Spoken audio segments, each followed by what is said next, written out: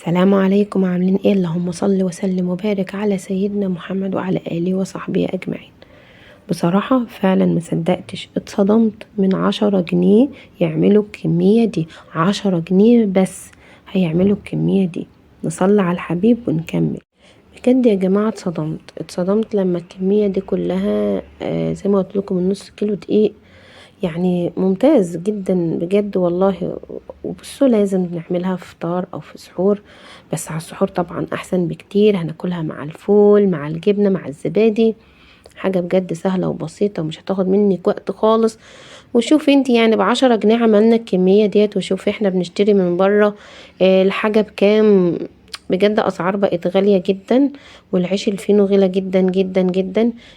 بالمناسبة دي مش منجقونة خالص، ده تشكيل جديد للمعجنات، وهعمل لكم يعني تشكيلات جديدة وكتيرة ان شاء الله بامر الله، علشان ما يبقاش في تكرار. على سحورك قبلها بساعة او بساعتين تكوني مخلصة ان شاء الله كل المخبوز بتاعك، وتتسحروا بألف هنا وشفا. معاكوا هنا نص كوباية من اللبن تكون دافية، ومعانا معلقتين من السكر وكيس واحد من الخميرة. بس كده طبعا. بس ومعانا طبعا على جنب كده كوباية مية دافية احتياطي. ومعانا هنا هنسيبها شوية زي ما متفقين عشان نعرف هي اتفعلت ولا اتفعلت وبقت جميلة اهي ما شاء الله عليها. بسم الله ما شاء الله. جبنا ذرة ملح صغيرة وقلبناها مع الدقيق. نص كيلو دقيق يا جماعة بيساوي بالظبط يعني 4 كوبايات دقيق. نص كيلو بيساوي 4 كوبايات دقيق، وحبة صغيرين كده، بس هو طبعا نص كيلو إلا كمان. وهبتدي اعجنهم كده معايا عند 1 2 3 زيت بس، ومعلقة خل، وتمام قوي كده. شكرا، مش هحط اي حاجة تانية. شايفين نص كيلو دقيق هيطلع معايا كمية محترمة جدا. جبت نص كوباية المية وابتديت احط حبة حبة علشان خاطر آه العجين ما يبقاش ملزق معايا يعني. ما تزوديش كتير علشان ايه تقدري تتحكمي فيه. طبعا زي ما احنا متفقين كده ان دي مخبوزات، يعني لازم تتعجن كويس جدا. لازم تاخد عجنة محترمة طبعا. اي مخبوز اي عجين لازم تعجن كويس. مش كل حاجة البسكوتات لا، الكحك لا، الحاجات دي نواعم العيد لا، مستحيل تتعجن كده كتير. زي ما انتوا شايفين بتلزق اهي معايا حبة كتار، بس انا طبعا لازم اعجن فيها كده شوية. هتلاقي كل التلزيق ده راح، لان يعني ان العجينة الناجحة لازم تكون بتلزق في الاول شوية، بس لما تكون المخبوز طبعا مش اي عجينة. ابتديت اعجنها اهو. طبعا زي ما انتوا شايفين قدامي الطبق نضف. طالما الطبق نضف كده يبقى العجينة ابتدت تروح في حتة تانية خالص. عجنت حبة. بصوا ما شاء الله بقت العجينة جميلة جميلة وممتازة بصراحة. تمام يا جماعة. هحط هنا شوية من الزيت في الطبق اللي كنت بعجن فيه، علشان طبعا ما تلزقش وتروح نص العجينة فيها بصراحة في الطبق. هبتدي اسيبها تخمر. طبعا اخدت مني بتاع ساعة، ما قعدتش كتير. طبعا لو احنا في الساقعة قوي هتخمر اكتر، هتقعد وقت اكبر عشان تخمر. فخدوا بالكم يا جماعة من النقطة ديت. فعادي يعني سيبوها تخمر براحتها. ونصيحة تانية، ما تسيبوهاش تخمر اكتر من اللازم علشان ما تنشفش. دي حاجات كده صغيرة لازم تبقوا عارفينها. لو خمرت زيادة عن اللزوم هتنشف في الفرن. هتبقى تحس ان هي من تحت كده مقرمشة ومن فوق مقرمشة وفي النص طري يعني. لو انت عايزاها كلها طرية زي ما احنا متفقين اديلها التخمير بتاعها العادي خالص. يعني ما تعديش التخمير اللازم بتاعها. خمرت خلاص شيليها واشتغلي فيها. وعندنا طبعا ان شاء الله اشكال كتيرة علشان ما تمليش وانت بتعمليها ان شاء الله، عشان كل يوم نعملها. ابتديت هنا اكورها اهي، اقطعها كده قد البرتقانية البلدي كده. تمام. كل كورة حاول اخليها قد بعض على حسب ايدك طبعا. وخلاص كده، ونبتدي نشكل بقى واحدة واحدة ونشوف التشكيل معانا سهل ازاي وبسيط. هبتدي كده. طلع معايا 10 كور. هبتدي الصينية دي يا جماعة اللي معايا دي دهنتها زيت. خدوا بالكم ان ديت هحطها في صاج عشان دي طبعا خفيفة. لو انت عندك صينية ألمونيا اشتغلي بيها عادي، مفيش اي مشكلة. هبتدي هنا اجيب افرد فردتها وهبتدي ألم على بسيط. تمام، فردت اهو وهبتدي ألم كده، لميت وهقفل زي ما انتوا شايفين كده.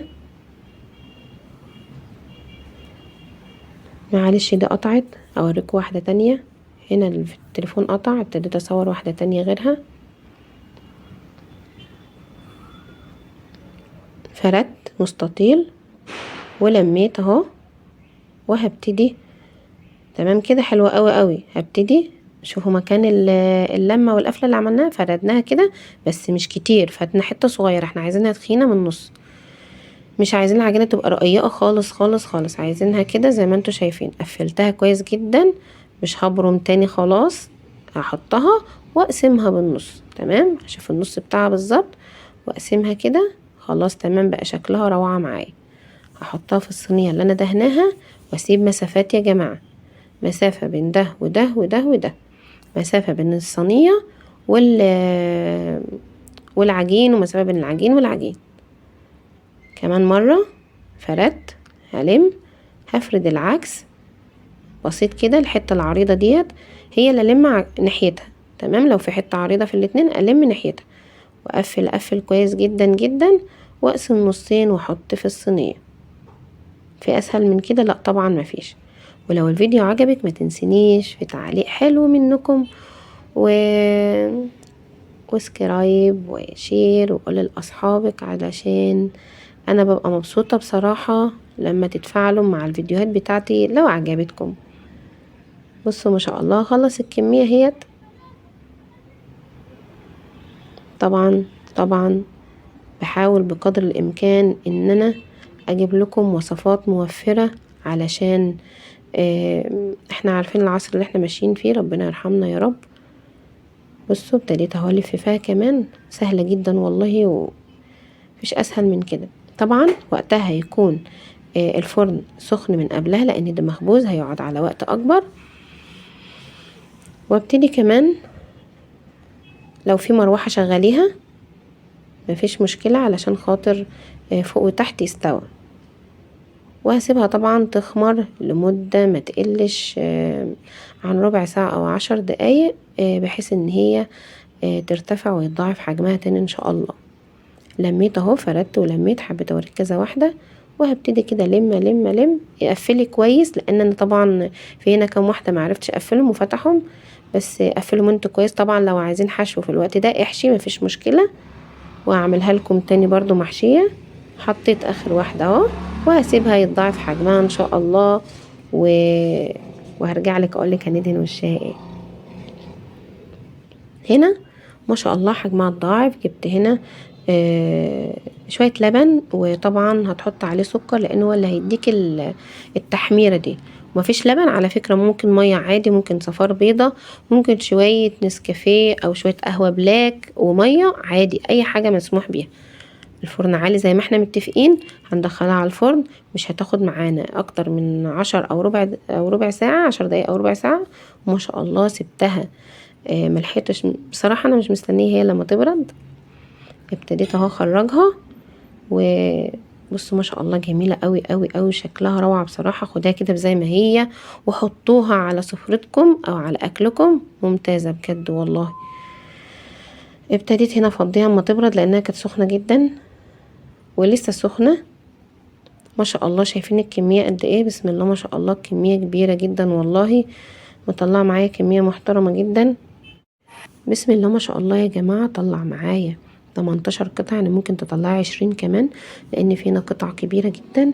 بس والله بجد وصفة سهلة وبسيطة ورائعة، وهتوفر معاكي كتير. يعني نص كيلو دقيق ب10 جنيه، مش حكاية خالص.